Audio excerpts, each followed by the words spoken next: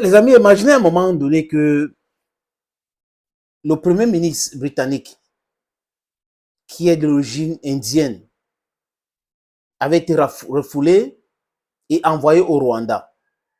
Imaginez un moment, il ne serait pas premier ministre du Royaume-Uni aujourd'hui.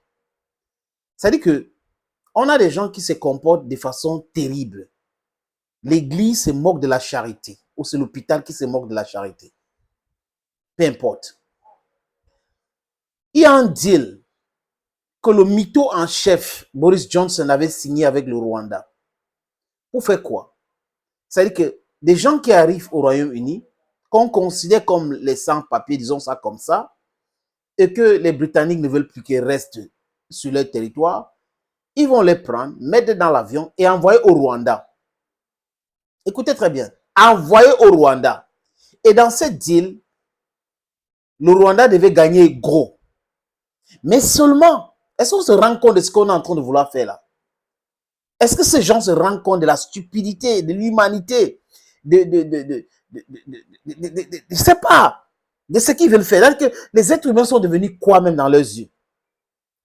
La Cour des droits de l'homme de l'Union européenne, au moins pour cette fois, a dit niet, ce n'est pas du tout normal. Les gens ne peuvent pas fuir leur pays pour des raisons politiques, pour certaines raisons, et vous dites que vous allez les renvoyer au Rwanda. Comment le Rwanda va gérer la situation? On va créer un camp de réfugiés pour les immigrés clandestins qu'on va les mettre là-bas, et après la suite, c'est quoi? La Cour suprême britannique a dit niet à cela. Clairement, on a vu la porte-parole du gouvernement, Madame Yolande, du Rwanda, qui a pris la parole pour dire que ce n'est pas normal et tout. Mais est-ce que vous trouvez que c'est humain ça? Est-ce qu'il faut gagner l'argent à tout prix et à tous les prix? Les amis, on parle là des êtres humains. J'insiste, on parle là des êtres humains. Des êtres humains qu'on veut transformer en bétail. Bon, quand vous arrivez là-bas et que nous ne voulons plus que vous restez chez nous, qu'est-ce qu'on fait maintenant? Ok, on vous renvoie chez vous tout de suite, c'est ce qui va se passer. Nous ne voulons plus. C'est quand même incroyable, les amis. C'est quand même incroyable. L'homme ne représente plus rien. L'homme ne représente rien dans les yeux de ces gens-là. Absolument rien. Rien du tout, les amis. Salut, salut et bienvenue. Heureusement que la justice est encore juste là-bas sur certains cas. Parce qu'ils savent que le message qu'ils veulent passer va être interprété très mal. L'Empire britannique a fait du mal au peuple du monde entier. Et pour payer ces gens-là en retour, c'est d'organiser des choses bidons. Arrêtez d'exploiter les pays, les gens ne vont plus venir chez vous.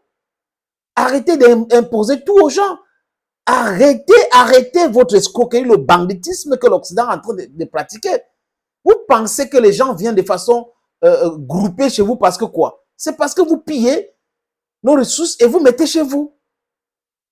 L'immigration va toujours exister, mais l'immigration légale peut exister si les hommes se respectent.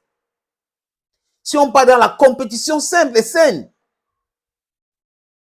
Et les gens jouent, mais vraiment, l'argent, hein?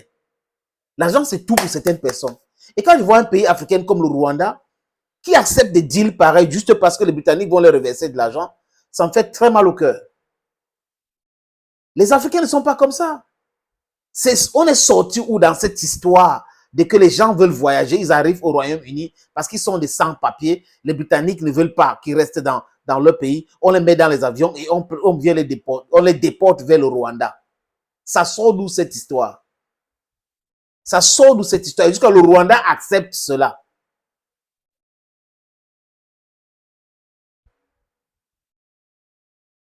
Money is what is very, very important to the eyes of some people, more than human beings, friends. C'est terrible. C'est terrible et c'est terrible, les amis. Incroyable, mais vrai.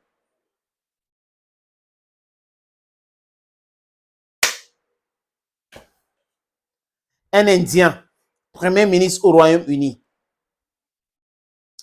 s'acharne contre les autres immigrés. Et la Cour suprême lui dit non. Il s'entête, il dit qu'on va corriger cela parce qu'il y a eu des non-dits. Il n'est plus populaire. C'est pour cette raison qu'il a fait venir David Cameron. Il n'est plus populaire. Il a peur de perdre des élections au parti de gauche là. Il a peur. C'est pour cette raison qu'il commence avec des trucs où on va faire ceci, on va faire cela. Est-ce que c'est les immigrants qui créent des problèmes chez vous? Votre véritable problème, c'est que votre empire est en déclin et que vous avez trompé le monde entier depuis longtemps dans cette escroquerie. C'est ça qui ne marche plus. Réveillez-vous. Les gens vous regardent. Thank you, friends, for watching. Stay blessed and bye-bye for now.